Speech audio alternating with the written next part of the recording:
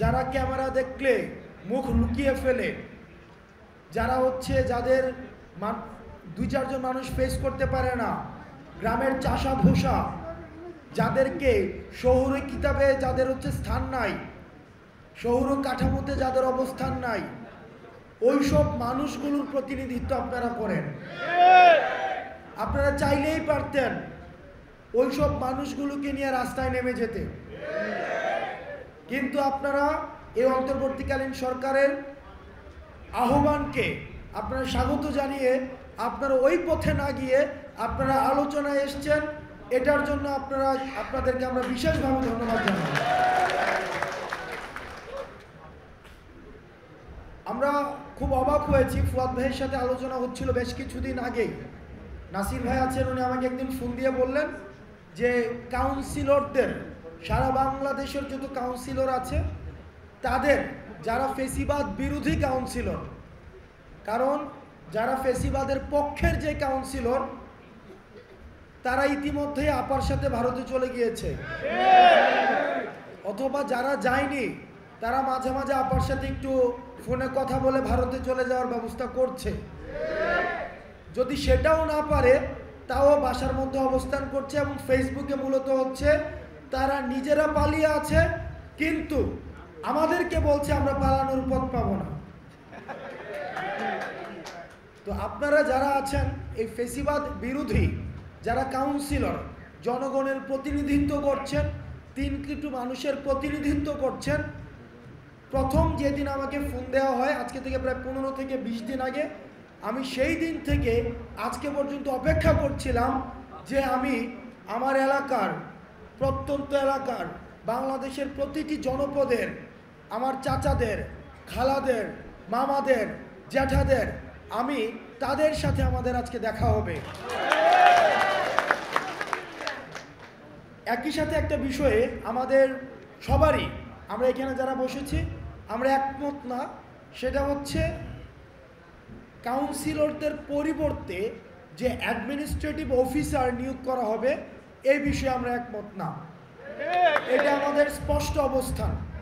কারণ এই যে একটা আমলাতান্ত্রিক যে কাঠামো রয়েছে, এই আমলাতান্ত্রিক কাঠামোতে নিশ্চয়ই আমার যেই হাল চাষ করে যেই আমার কৃষক ভাই আছেন, যে তাঁতি আছেন, জেলে আছেন, কামার, কুমুর, রেমিটেন্স যোদ্ধা, যেই কৃষকের মেয়ে গার্মেন্টস কর্মী, যেই কৃষকের ছেলে রেমিটেন্স যোদ্ধা, যেই কৃষক যিনি চাষ করে দেশের অর্থনীতিকে সচল রাখে, তারা অ্যাডমিনিস্ট্রেটিভ এই আমলাতান্ত্রিক জটিলতার মধ্যে তারা যেতে চায় না।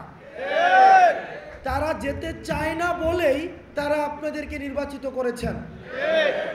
হয়তো তাদের কারো সাথে আপনাদের ব্যয়ের সম্পর্ক, কারো সাথে তালুই, কারো সাথে বুঝেন তো এগুলা, আমার কুমিল্লাতে বললেন, কারো সাথে এই একটা ঋদ্ধতার সম্পর্ক। তাদের 9টা 5টার অফিসের টাইম নাই। তারা জানাজা থেকে শুরু করে, লাশের দাফন থেকে শুরু করে, সুন্নতে খতনা, নাকফুল ফুটানো, তারপর যে প্রসব, যে প্রথম বাচ্চা যে জন্ম হয়, প্রত্যেকটা জায়গায় আমরা যাদের উপস্থিতি পাই সেটা স্থানীয় যারা প্রতিনিধি আছে তাদের। আপনারা যেহেতু 9টা 5টার অফিস করেন না, সুতরাং আমার স্থানীয় প্রতিনিধি হতে হবে এমন প্রতিনিধি যার সাথে আমার প্রতিদিন চায়ের দোকানে দেখা হবে, যার সাথে আমার বাজারে গেলে দেখা হবে, যাকে ফোন দেওয়ার জন্য, যার বাড়ি যাওয়ার জন্য, যার বাড়িতে গিয়ে আমি দুপুরের আগে যদি যাই তাহলে আমি দুপুরের খাবারটা খেয়ে আসতে পারবো, তার সাথে আমার সম্পর্কটা হবে এমন। আমার দাদা, আমার নিজের দাদা স্থানীয় জনপ্রতিনিধি ছিলেন। আমি দেখেছি আমার বাসার মধ্যে কখনোই, আমাদের বাসায় যেই যতজন মেম্বার 7 জন 8 জন, কখনো 7 জন 8 জনের ভাত রান্না করা হতো না। সব সময় 15-20 জনের ভাত রান্না করা হতো। কারণ আমার দাদা যখন বাজারে যাইতো তখন 2 জন মানুষ নিয়ে আসতো, আমার জ্যাঠা গেলে সাথে 3 জন মানুষ আসতো, আমার বাবার সাথে 2 জন মানুষ আসতো। এই যে সামাজিক ঋদ্ধতাটা, শুধুমাত্র যে জনপ্রতিনিধি আমাদের শাসন করবে, আমাদের বাজেট দিবে, আমাদের সমস্যা সমাধান করবে, শুধুমাত্র এটাই না, বরং আমাদের যে সোসাইটিকে একসাথে ধরে রাখার যে ব্যাপারটা, এই যে এখন শহরে, আমাদের শহরে একটা ফ্ল্যাটের মধ্যে আমরা থাকি, এক রুমে কি হয় আরেক রুম কিচ্ছু জানে না, এক রুমে একটা মা থাকে, আরেক রুমে সন্তান থাকে, আরেক রুমে হাজব্যান্ড ফেরত অফিস করে 9টা 5টায় তারা থাকে, কারোর সাথে কারো দেখা হয় না, কাজের মহিলা রান্না করে যার যার মতো করে সে খায়। এই যে আমাদের সামাজিক ঋদ্ধতাটা নষ্ট হয়ে গিয়েছে, একটাই যে জনপ্রতিনিধি এই কাজটা অন্তত করে। সুতরাং এই 9টা 5টার অ্যাডমিনিস্ট্রেটিভ অফিসার দিয়ে এই জনপ্রতিনিধির অভাব কোনোদিনও পূরণ করা সম্ভব না। দ্বিতীয়ত, আমরা আমাদের জায়গা থেকে দেখেছি আপনারা এই যে 1700 ফেসিবাদ বিরোধী আপনারা যারা জনপ্রতিনিধি ছিলেন, আমরা আপনারা 3 কোটি মানুষের প্রতিনিধিত্ব করছেন। যেই 3 কোটি মানুষ ফেসিবাদের বিপক্ষে গিয়ে আপনাদের পক্ষে অবস্থান নিয়েছিল, আজকে যদি আপনাদেরকে সরিয়ে দেওয়া হয় তাহলে তাদের সেদিনের অবস্থানটাকে ভুল প্রমাণ করা হয়। সেই জায়গা থেকে আমরা চাইব, আমরা এই বিষয়ে আমাদের যে এলজিআরডি মন্ত্রী রয়েছেন আসিফ মাহমুদ, আমাদের জুনিয়র, আমার ছোট ভাই, এখন মন্ত্রী মহোদয়, আমরা এই আসিফ মাহমুদকে অবশ্যই আমরা অ্যাপ্রোচ করব, এটা নিয়ে দ্রুততম সময়ে একটা কমিশন করে দিব। আমি আমার চাচার কাছে আমার সমস্যা বলতে চাই, আমি আমার ভাইয়ের কাছে আমার সমস্যা বলতে চাই, আমি আমার খালুর কাছে আমার সমস্যা বলতে চাই। আমার গ্রামের একটা মহিলা, আপনি দেখবেন একটা ঘুমটা অর্ধেক দিয়ে রাখে, কথা বলতে লজ্জা পায়, এই পিছনে ফিরে কথা বলে সমস্যাটা বলে আবার বলতে চায় না। ওই মহিলাকে তো আপনি কখনোই আপনি একজন অ্যাডমিনিস্ট্রেটিভ অফিসারের কাছে পাঠাইতে পারবেন না। ওখানে তালাকের ইস্যু আছে, জন্ম নিবন্ধনের ইস্যু আছে, কিছুদিন পরে স্কুলের ভর্তি শুরু হবে, এই যে কিছুদিন পরে কিন্তু শুরু হবে, এই যে স্কুলের ভর্তি শুরুটা হইলেই জন্ম নিবন্ধন লাগবে। এই জন্ম নিবন্ধন একটা অ্যাডমিনিস্ট্রেটিভ অফিসার তার এই রুটিন ওয়ার্ক কমপ্লিট করে এই পুরো প্রক্রিয়া সম্পন্ন করা এটা কোনোভাবেই সম্ভব না। আমার এলাকায় কয়জনের জন্ম হয়, কয়জনের মৃত্যু হয়, কয়জনের জানাজা হবে, কয়জনের কি হবে, এটা একজন জনপ্রতিনিধি ভালো বুঝবেন। সেই জায়গা থেকে আমরা আমাদের অবস্থান স্পষ্ট। এই ফেসিবাদের এই ভয়ের অনেকে আপনাদের জেলে যেতে হয়েছে, আমি অনেককেই চিনি যারা জেলে থেকে নির্বাচন করে হচ্ছে জিতেছে, তো ওই মানুষগুলোকে আমরা সম্মান জানাতে চাই। আর আজকে এই 4 দেয়ালের মধ্যে যারা রয়েছেন, আমরা বিশ্বাস করি তারা হচ্ছে ফেসিবাদ বিরোধী শক্তি। যদি সেটা না হতো তাহলে তারা কখনোই এই সেমিনার রুমে অন্তত আমাদের সামনে আসতো না।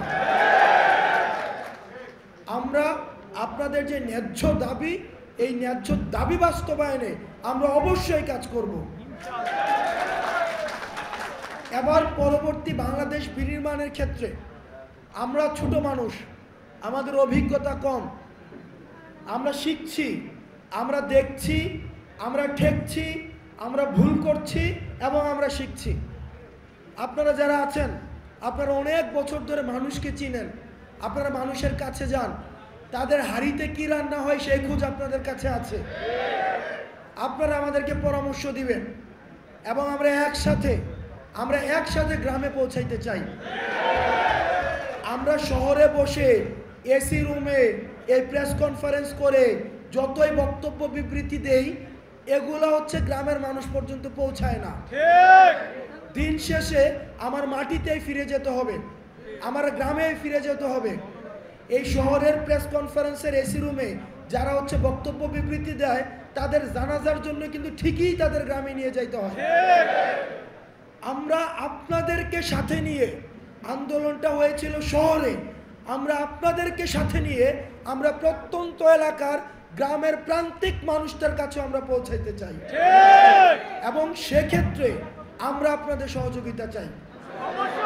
আমরা আপনাদের মধ্য দিয়ে, আপনাদের সহযোগিতা নিয়ে আমরা ওই গ্রামের মানুষদের কথাগুলোকে আমরা শহরে আমরা পৌঁছে দিব এবং সেই জায়গা থেকে এই অন্তর্বর্তীকালীন সরকারকে সফল করা এবং পরবর্তী বাংলাদেশ বিনির্মাণ করার ক্ষেত্রে আপনাদের অবদান অপরিসীম।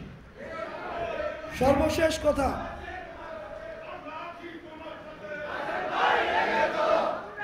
আচ্ছা আপনারা আমার সাথে না, আপনারা এই বাংলাদেশের সাথে থাকলেই হয়েছে।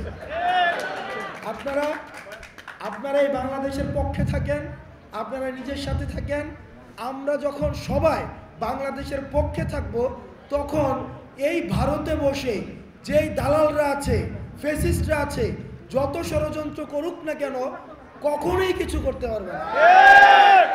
কারণ হাসিনার পক্ষে সবাই ছিল আর তারা বাংলাদেশের পক্ষে ছিল না, যার কারণে তাদেরকে পালাই যেতে হয়েছে। সর্বশেষ কথা, আমি হয়তো আপনাদের কারো ভাতিজা, আমি আপনাদের কারো ছোট ভাই, আমি আপনাদের কারো সন্তান তুল্য, আমি আপনাদের কারো নাতির বয়সের। আমি আপনাদের কাছে একটা অনুরোধ করব, আপনারা দয়া করে এমন রাজনীতি করবেন যেই রাজনীতি করলে ক্ষমতায় না থাকলেও যেন পালাই যাইতে না হয়। আপনারা ভালো থাকবেন। আপনাদের সাথে আমাদের 56,000 এই যে বর্গমাইল, 1,47,000 এই যে কিলোমিটারের আমাদের যে বাংলাদেশ রয়েছে, টেকনাফ থেকে তেঁতুলিয়া, রূপসা থেকে পাথুরিয়া, প্রত্যেকটা গ্রামে আপনাদের মাধ্যমেই দেখা হবে। আসসালামু আলাইকুম ওয়া রাহমাতুল্লাহ।